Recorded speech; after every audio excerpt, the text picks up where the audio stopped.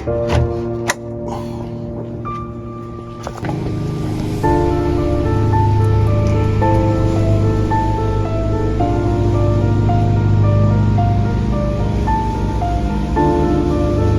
as you noticed,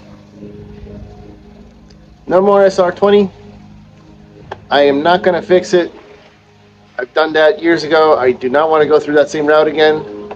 A buddy of mine helped me take it down, and I sold it to another buddy that's going to fix it for a Nissan 240 that he has. So I haven't decided what else I'm going to put on it, but this video is going to talk about swaps on the E86.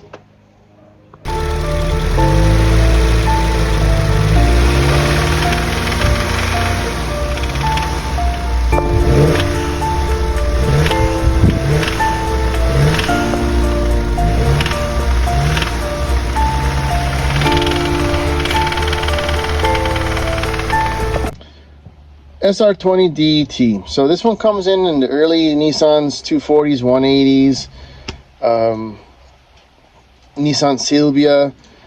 They produce awesome power, and the motor doesn't weigh that much. There's only 2,000 cc engines in them. You could combine them with a bunch of other turbos, and you get power between 200 and 450 wheel horsepower. You'll see a lot of the drift guys using this motor. The downside is the oil pump. It randomly stops working and your bearings go out. So if you have the ability to buy one of these motors and build them and fix them, make sure you build them right, change the oil pump, and have fun with it, because the car will last for a while and you'll have a shitload of fun with it. But yeah, the motor is kind of delicate. The problem is we're in 2025, so they're expensive. They're becoming more expensive as more popular, and you can't see them that much anymore. So you might want to think of a different motor to swap out. Okay. Normally your A86 is going to be an SR5, and that comes with a 4AC carb motor. This guy has no power whatsoever. It doesn't matter what carburetor you put on it. It doesn't matter what you do to it. If you take the fan plug, it still makes your car feel like a shit box, which, being an 80s car, it kind of is, but you don't want to feel it that way. So they're very reliable, believe it or not. You could rock with a 4ACs for 20, 40 years without any issues at all, besides just oil changes and maybe spark plugs. That's it. So if you want something just to cruise with your 8.6, just stick with the 4AC. Okay, now the more popular swap is to make it like a GTS. The GTS came with a 4AG 16 valve twin cam engine that was pretty much awesome for the 80s, because you could actually rev it up to a good 8,000 RPMs. Now, in the US market came with MOF, and the Japanese market came with MOP.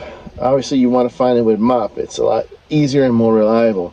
This engine is a pretty good engine, but you really only will get like 80-something wheel horsepower on your 8.6, unless you're all Japan and you do drive salt modifications and computers and make them rev up to like 9,900 RPM, which you could then get over 200 wheel horsepower.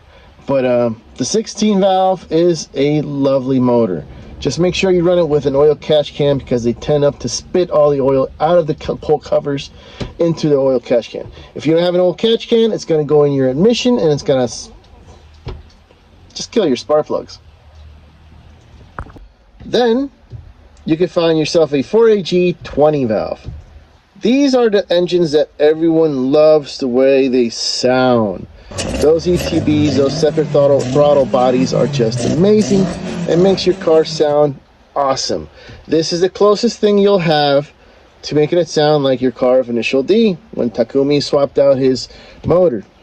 Now, you can either find it as a gray top, which is MOF, or a black top, which is MOP. The black top does come with a few more modifications.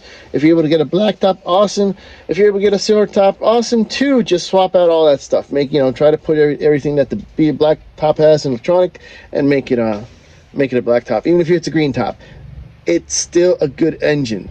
The bad parts of those are that, well, they're kind of old, and the piston rings tend to not fail, but the cylinders start failing. So you might end up have to buy it and then overhauling the whole damn thing, because if not, you're going to be spitting out a bunch of smoke. If you're okay with the smoke, leave it the way it is. Enjoy your car. This is a good motor.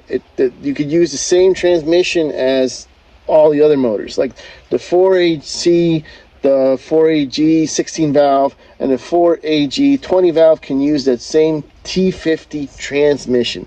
So that's a super advantage that you could take care of. The Beans. The Beans engine is pretty cool. It was one of Yamaha's signature engines, in which they sound great with ATVs, but they came in on the Toyota Altezza. This is a lovely engine. This engine is so nice. Like you could put on it, you'll get 200 wheel horsepower on it just with some small tuning. It's a little painful to adapt to the 8.6. If you're able to get a hand on them, go ahead and swap them out. The only problem is parts. Like normally the heads what messes up. If the head messes up, you won't be able to buy parts. You can't go online and just buy parts for a 3S engine, the Beams engine. It's an awesome engine. It sounds great. It gives you great horsepower, but you can't find any parts. You just can't find parts to fix it. So that's the downside. This guy comes with a 6-gear gearbox, which is great for the IS 300, well, the Altezza, and you could put that in your 8.6, and it's an awesome engine. But it's kind of an engine that you put in, swap it, and enjoy it while it lasts, right? Because the moment that it breaks on you, you got to throw it away because you can't fix it. Which sucks, because it's an awesome engine. Now, there are other swaps that are kind of crazy. I haven't seen much. You could put a 2JZ GTE Supra engine on it, but you do have to, like, cut all this portion here and make it all messed up, and just to get the gearbox in place, and you have to reforce your chassis and stuff. The same thing with the 1UZ, the V8 that comes in the Lexus. That's an awesome motor, but yeah, you really have to reforce your car, because you're running in 45-year-old shitbox, and you're gonna put that massive engine in it. You have to reforce it, put a roll cage on it, make the chassis look good. Okay. And that's pretty much all the swaps you normally do on an 8.6, at least I've seen on an 8.6. People go crazy with other swaps, but those are mainly the ones that you want to go for.